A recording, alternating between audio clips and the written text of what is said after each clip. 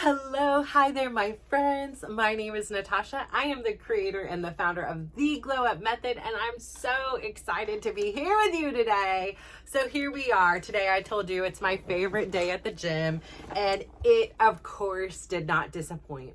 And I think one of the unique things about today was I really made an effort to make some new connections to people I've danced alongside with for years, in some cases, and months in other cases. And, it's just really nice. It was prompted because me and another lady were wearing the same tank top, and I was like, my twin today. I went up and, I was complimenting her on her nail color. I thought was really pretty, but I was, was what like kind of bonded us from the onset was we were wearing literally the same outfit. And so I was like, oh my gosh, it was super exciting. And to have a conversation about how much, she enjoys the passion and energy of the instructor. And, I had that mutual feeling with her. And, she says she also loves Thursday morning. She doesn't come other days because she has kids. And, she, already has to like navigate with her husband, like, okay, I'll be with the kids. And, you stay home. And then as soon as I get back from the gym, then, I'm going to head out. So I think it's so interesting to meet people and, share because, for so long, and I was telling her, I'm so proud that you're taking this time to do this self-love and this self-care for yourself, because it really is a concept for me that I, for so long, did not feel entitled to. I did not feel worthy of. I didn't even honestly think was a possibility. I felt all this, extreme guilt for, even just being at a supermarket for so long, like that was my indulgence. For so many years, I literally did my grocery shopping at like midnight at Safeway. I think there was a twofold kind of thing. I feel like I didn't get the judgment. Being a larger woman and going into the store, I often felt like scrutiny for my nutritional choices, which again, there were some things that were great, but some things weren't, like stellar or, recommended. And, I've had, people probably with the sweetest of intentions, scrutinize and, verbally say like, you shouldn't be eating this and, you shouldn't be bringing those kind of things into the house. And I'm like, hey, I don't need to be told anything. And, really was conflicting. And I'm like, well, maybe they're just trying to be helpful. And in another part, it was very embarrassing and shaming for me. So I began doing my shopping at night where I really felt like nobody else was really around except for like the people restocking and, the random here or there person, but, not a mom shopping for a family of 6. I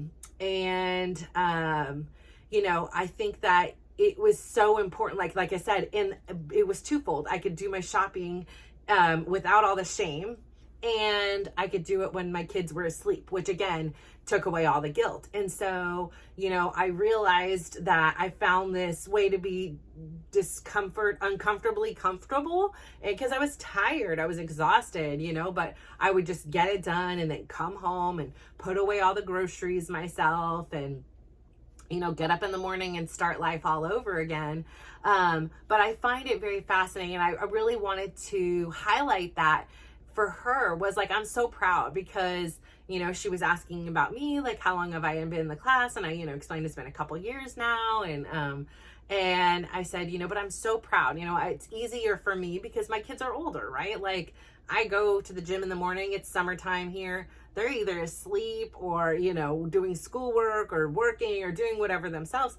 They don't need mom. They're not little kids. Yes, they may want me here to like cook something or take them someplace or even to have a conversation with me, but it's not like a need that needs to be there right at that time. And so finally realizing that I had this permission to not be here all the time was magical. And, again, it really like prompted this idea that we've been working on in here. It's all kind of building on each other. So, right. So what is the whole, objective of the Glow Up Method?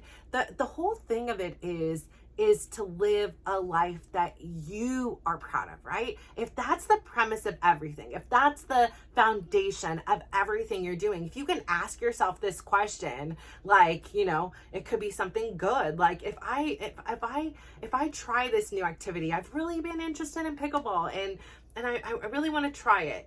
you trying it, will that make you proud? Absolutely, you know. But if you do something like wrong, right? Like if you're like, oh, I'm gonna lie to somebody, or not like consciously, like I'm not, I don't know, that's like pretty like diabolical. Be like, I'm planning on to lie to somebody. But like if you lie to somebody about something and then suddenly you're like, ooh, you know, I don't feel, that doesn't sit right with me. You can ask yourself, am I living a life I'm proud of if I'm being deceitful to somebody I really care about, and or just being deceitful at all, or whatever it is. So there's two sides of the coin, and you can ask yourself, are my actions something I'm proud of? Like, is it aligning with me? Is it part of my identity? Is that who I want to be seen as? Is that who feels good in my shoes, in my skin?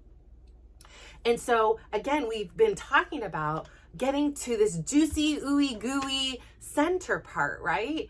And, you know, one of the foundations, one of the things at the core is learning that when we love ourselves, literally we glow from the inside out. I'm going to say that one more time. When we love ourselves, we glow from the inside out. And I can tell you from my own experience, I feel lighter in my skin. I feel more accepting of who I am when I do something good, and when I do something that I'm like, this doesn't quite align with, you know, I don't know how proud I would be, but I am proud that we are having this self-awareness and authentic moment to say, hey, there's some lessons that can be learned. And that makes me hella proud. Like, I'm so proud of that, to have the courage to say, you know, like, this doesn't work out. Like, where are the lessons here to be learned? And I want to reiterate that self-love is not selfish. Self-love is not like self-indulgent and you're the only, you know, center of attention. It is not that at all. It is the most nurturing and adoring thing. Like, you can love yourself the way you love others. And maybe you can learn something else and be a better lover to others and be a better receiver of love. And, you know, I just want to reiterate, like, the more we love ourselves and the more we attract people that also love us, that also respect us, that also really enjoy the energy that we are bringing into this world. And, you know, for me, it's all these quiet moments of journaling, of reading, of being curious with myself and asking the questions, am I proud of this action? Yeah, then keep it up, you know, and having the open-mindedness to try different things to see what works for me in crafting this life. And so a few days ago, we talked about procrastination, right? And it's like a twofold thing too, because there's so many things that like I should be doing or I need to do, yet I'm over here and I feel guilty sometimes at the end of the day, and I see the pile of stuff again, that the pile of the to-dos sometimes is getting larger. And on the other hand, I ask myself, like, am I fighting? Am I flighting? Am I freezing? Or am I just really crafting a life that I want to be living? And then is that okay? Because you still got to pay the bills and you still have all these other things to do. So really just learning how to navigate it all. Again, like I've said before, there's so many instances where, you know, where you're silenced and then you get your voice and now you're screaming everywhere, right? And you're like, wait a minute, that still doesn't work. Like, I'm glad I'm not quiet anymore, but I don't need to be the loudest or the roughest about it. Like, there isn't a middle point, right? I started my weight loss journey, and once things started to snowball, I was like, I want 50 dance classes a week. You know, I want more. Let me take more classes. Let me do more. And it was this overcorrection from nothing into, you know, beating myself into oblivion. My body was like, whoa, hold on here, girly girl. Like, you may mentally want to be able to do this, but I need some time for rest and recovery here. And so learning how to find this balance, and even though I have that temptation, because I just love the feeling I get from being in these dance classes, to know like, hey, there are other parts of my life I also love and I need to be putting time and energy to, and I need to allow my body time to rest, heal, and recover in order to show up as the best version of me tomorrow. And so learning that, you know, like literally being stuck on a toilet because I can't stand up and like, oh my gosh, like how did I get myself here? And suffering kind of in those discomfort moments, I could say, hey, I probably really overdid it. Like this isn't working. So where I figured out where I am now is, you know, I allocate, you know, 2 to 3 hours a day on my fitness and health, depending on the day, depending on the classes. And that leaves me a lot more of the time. And that I enjoy it. It's not just doing one thing. It's, you know, it's doing many different variations. It could be a walk. It could be, you know, a run in my room. It could be, you know, a dance class. It could be a bar class. It could be a Pilates class. It could be so many different things. And so really having this foundation for me personally has given me a lot of mental health and peace. And I enjoy the benefits of being able to eat everything and anything I want and still have within reason a body that I'm really, really proud of. Like I worked really hard for this. And so I'm proud of myself. And yeah, it takes sacrifices, right? When I want to lay in bed sometimes and I'm like, get up, get your shoes on, girl, gotta go do your, you know, your walk out in nature, go do your 1 block walk, go, you know, we're gonna get the ball rolling. And usually once I get the ball rolling, I'm like, hey, I'm ready to go for more. And it's just that hardest part is to like get going sometimes. And so again, just giving yourself permission to love yourself. And I know, like, as a anti-lover of myself, like as a hater of myself for so long, just the concept of loving myself or even saying that out loud was absolutely cringeworthy. Like, oh gosh, I can't say that. Like, you're not worthy of love and, you know, all these things. And now, like, I like scream it and I'm like, it seems so silly. You know, like I said, I was talking to this lovely young lady yesterday and I could just relate to so many issues that she's navigating as somebody who was doing that. And I'm like, girl, I'm so proud of you for doing this when you're 30. You know, like it took me to my mid 40s to sit down and have these come to Natasha moments and say, hey, you know, this is all a muck. This is not working out for me. And so, you know, and as mature as I've been in my whole life, right? Like that's a long time for somebody like me, but I'm so grateful I finally did. And I'm so grateful I finally understand that I am worthy of love. I am worthy of the self-love that I can give myself. And so are you. You know, and it's so simple, but it's just not easy, right? Like it's simple, you know, starting your day or ending your day or throughout the day, having an affirmation. Like I said, my mirror started with one affirmation and it grew to, and it was really important to me. I'm very selective about my environment, my music, you know, which dance classes I'm in. I'm really selective about the energies, the TV shows I watch, the articles I read, the, you know, the things that I allow into my space. I'm very selective about. Before it was just at the seat of anybody's pants. And you know, I have a lovely friend at the gym and she gave me a book, and quite honestly, it's a book that scares me. It's about, you know, like CIA stuff and all this stuff. And I took the book and I have it here. And, you know, I feel this as a people pleaser, like I want to read it because she made it sound absolutely fascinating. But on the same turn, I'm not really comfortable with having that type of information into my space, right? Like I don't want to navigate the world kind of scared and looking around. Like I'm cautious, right? Like I'm safe. I'm not that, but I don't think that this world's out to get me. And when I read those kind of things or I see those things, suddenly I see the world really different, and it's a little scary for me. And I don't feel at peace or ease, you know, like if I'm reading something, I would rather it be enlightening and uplifting and something that I can, you know, now share with somebody else and help and uplift and enlighten in their lives. Even if it's you or my kids or a friend at the gym or, you know, a random person on the street, you know, that's what aligns with me. And so on Tuesday, I'm going to return the book. And I've come to this conclusion that this book is perhaps not for me.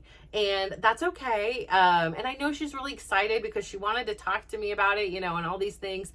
I just am not the one. It's just not my genre. Now, we can read one of my self-help books together and I could get down for hours with you. And you might not like that stuff, and that's okay. There's something and someone for everybody. But being really honest about and being selective about the information that comes in is very nurturing to me. It's me accepting that, like, hey, I used to watch scary shows because my friends wanted to watch it or my spouse wanted to watch it, and I would sit there and I would be in utter terror the whole time. And I know people love that feeling, but I don't, like, it's just not fun. And same thing goes with certain roller coasters. I used to love the rush. I used to love it. And now I'm a lot more calculated. I'm like, I don't want to go upstairs. I don't want to go upside down. Like, I can do most of the Disney stuff. Some I still can't do. I just, for whatever reason, I'm not comfortable in it. And so being able to articulate and say, okay, I gave it a second go. I still don't like it. And I'm okay with the things, like really enjoying the things I like versus forcing myself to do something somebody else really wants me to, and a part of me wants to and have that experience with you, but then I feel like crap the rest of the day and I feel sick and I feel uneasy. So I'm really excited about learning who I am and allowing that to show, and not just sacrifice and be like, oh, I love them, so I'm gonna go on this ride because they want me to. And just being able to say, no, but I'll be here and I'm rooting for you. Have a good time. I'll be sitting on this bench, people watching while you're up there having a good time, doing whatever in the heck you want to be doing. But, being selective and choosing what information comes in and knowing that I have that power. And I think, power is something that, we associate with strength and all these things. And for me, power is about resiliency. Power is about authenticity. Power is about having the courage to realize something is amiss, is amuck, it's not working, or you failed, and being able to look at it and say, like, hey, this isn't a failure. Like, this is a total lesson. You make mistakes. You're being a human over here. And being able to do these things is, part of the journey that makes us so powerful. And I feel really powerful. I feel like my insides are now matching with my outsides. I feel like I have this sense of confidence. And again, I was talking about the selectivity. Here we go. So I started with the affirmations. I had one, and it took me a long time to decide what am I? Like, what is important for me to remember for me? And I wrote it down on a Post-it, and I didn't really know what to do with it. It wasn't like I was just searching for it. It was just kind of something that I kind of put on the universe. Like, I really want to put something on my mirror, like some kind of a reminder, some kind of quote or something. And I was listening to, I think it was a Jim Rohn, and it came to me. Like, it didn't come to me. I mean, he said it, it's not an epiphany of my own, but for some reason it really spoke to me. And I wrote it down, and I was kind of confused actually by it, but I wrote it down nonetheless. And I hung it on my mirror, and I would run, and I would sometimes just lay in bed and I would read this thing. And I was like, of anything I could have picked, I'm curious why I chose this and what this really means in my life. But I kept reading it and I kept thinking about it. And I didn't really realize at the time I was rewiring my brain. Instead of seeing all these negative things, or instead of seeing how I wasn't good enough, or how I wasn't worthy, or how I was still Natasha, the overweight lover, heavy C, I was, as I've talked about in another episode, a lovely 8th grade young boy stood on a desk and yelled that in front of the whole class, and my crush was there, and I was absolutely mortified. I was red as a tomato, and I was just so embarrassed, and it still has stuck with me all these years later. I was probably 11 years old, because I graduated when I was 17. So I'm like 11 years old, and here I am, 36 years later, and I'm sure he and everyone else in that class has forgotten about it, but it still burns my heart and soul. It's still in there, right? And so learning how to rewire and say, who cares what somebody else thinks? You're not these things. Is this a bad thing? Like, learning how to rewire. So these affirmations that I have now, I think 1, 2, 3, 4, I have about 12 of them hanging on my mirror now. And they're all very thoughtful things, like something that's come to me in a book and a podcast and something, a YouTube. And they really connect to my soul for some reason. And they really inspire me and remind me of who I am. And so I say, please include in your daily thing affirmations. And I know it's going to feel honky donkey weird in the beginning. You're going to be like, oh my gosh, what is this? What am I saying? And there's something for me, again, with the Post-its. I'm really good with visual cues, right? That priming, that, put the toothbrush on the left side to remind me to use my left hand, to, have things strategically placed throughout my life, my shoes, for the indoor shoes, for the working out, wearing my workout clothes at least until my steps are done. These all help me to get in the mental state of what I'm preparing for. Leaving my, filming equipment over here is where it sits until it's time to pull it out. Leaving the chair here faced this way.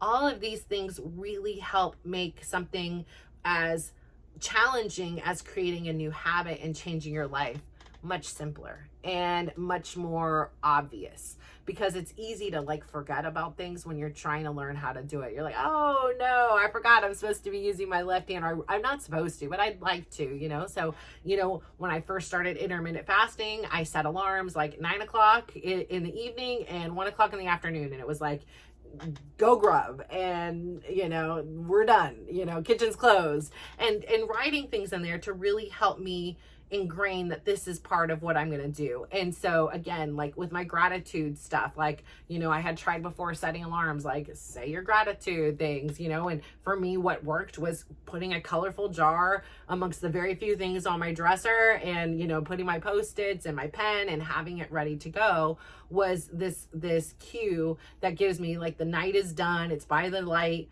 that I can unwind. And the last things going through my mind are things that I'm really grateful for and that I'm really happy to have experienced. And it gives me this reflection and this reminder of really what's important to me in life. And, if I read through them all, which I will at the end of my life, I'm going to read through no, I don't know. Maybe I will, but at the end of the year, excuse me, hopefully it's not the end of my life, but the end of the year, my intent is really to read through them and have this ability, almost to separate them into jars and be what's the most important, here were these things, my physical health, was it compassion somebody showed me, or showing someone compassion, was it something with my kids, to really get this 365 days worth of reflection to see what were the things I was most grateful for? What things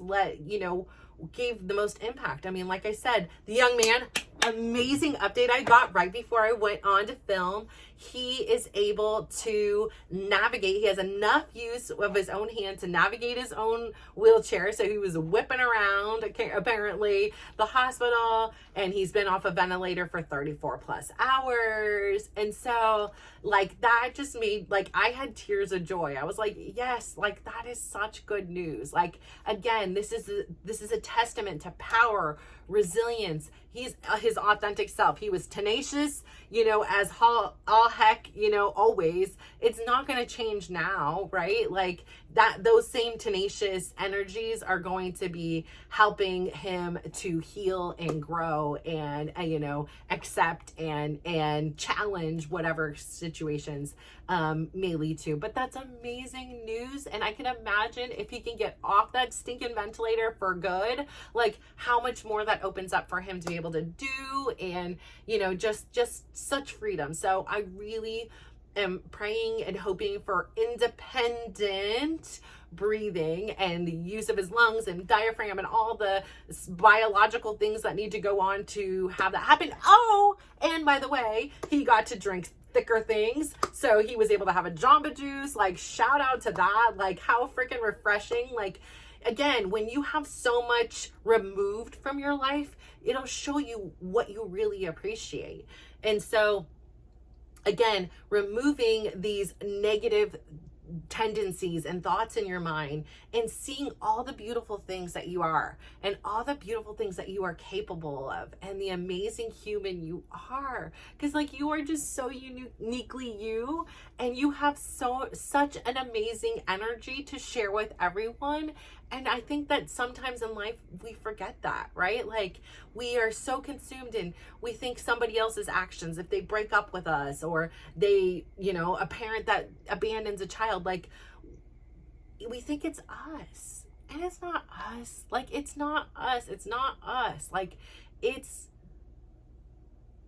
sometimes somebody else just doing their own work and their own stuff and just being in a different space or not doing their work, right? And I'm not saying that none of it is us, right? Like if we are constantly violating our partner's boundaries and we're hurtful, then yeah, maybe there is a part of it that is us. And I'm not saying that like we're just these innocent birds, like I didn't do anything, they broke up with me, but it had nothing to do with me.